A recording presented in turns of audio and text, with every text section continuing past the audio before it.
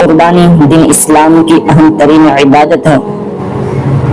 خود نبی کریم صلی اللہ علیہ وسلم نے بھی قربانی کی اور امت کو بھی قربانی کرنے کا حکم دیا، اور بے شمار احادیث مبارکہ میں قربانی کی اہمیت و فضیلت بیان فرمائی ہے۔ چنانچہ چند احادیث مبارکہ پیش خدمت ہے۔ حضرت زید بن ارقم رضی اللہ تعالی عنہ سے روایت ہے کہ صحابہ کرام نے عرض کیا، یا رسول اللہ صلی اللہ علیہ وسلم، یہ قربانی کیا ہے؟ قربانی کی حیثیت کیا ہے؟ یہ قربانی کیا چیز ہے؟ تو آپ صلی اللہ علیہ وسلم نے ارشاد فرمایا کہ تمہارے روحانی باپ حضرت ابراہیم علیہ السلام کی سنت اور طریقہ ہے۔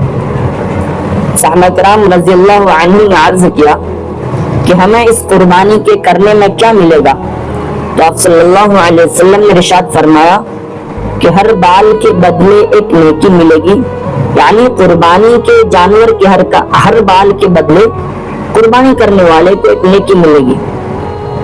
پھر صحابہ کرام رضوان اللہ تعالی علیہم اجمعین نے سوال کیا، کیا رسول اللہ اون میں، یعنی وہ جانور جن کے بال اون کی طرح ہوتے ہیں، ان اونوں کے بدلے ہمیں کیا ملے گا؟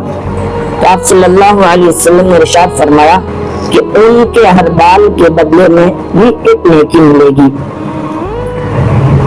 حضرت عائشہ رضی اللہ تعالی عنہا سے روایت ہے کہ نبی کریم صلی اللہ علیہ وسلم نے ارشاد فرمایا کہ قربانی کے دن آدمی کا کوئی بھی عمل اللہ تعالیٰ کی بارگاہ میں، اللہ تعالیٰ کے نزدیک قربانی کے جانور کا خون بہانے سے زیادہ محبوب اور پسندیدہ نہیں۔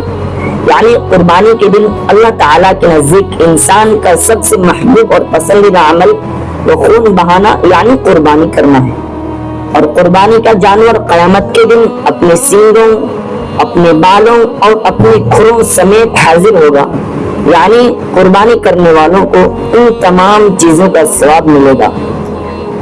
اور بلا شبہ قربانی کے جانور کا خون زمین پر گرنے سے پہلے ہی اللہ تعالیٰ کی بارگاہ میں قبولیت کا درجہ پا لیتا ہے، لہذا تم خوش دلی سے قربانی کیا کرو۔ تو اے مومنو، خوش دلی سے قربانی کیا کرو۔ ایک روایت میں ہے کہ رسول اللہ صلی اللہ علیہ وسلم نے اپنی پیاری بیٹی حضرت بی فاطمہ رضی اللہ تعالی عنہا سے ارشاد فرمایا کہ فاطمہ اٹھو اور اپنی قربانی کے جانور کے پاس جاؤ اور اسے لے کر آؤ، کیونکہ اس کے خون کا پہلا قطرہ گرنے پر تمہارے پچھلے گناہ بخش دیے جائیں گے۔ انہوں نے یعنی حضرت بی فاطمہ رضی اللہ تعالی عنہا نے عرض کیا، یا رسول اللہ صلی اللہ علیہ وسلم، یہ انعام ہم اہل بیت کے ساتھ خاص ہے یا ہمارے اور تمام مسلمانوں کے لیے عام ہے؟ تو آپ صلی اللہ علیہ وسلم نے ارشاد فرمایا، بلکہ ہمارے اور تمام مسلمانوں کے لیے عام ہے۔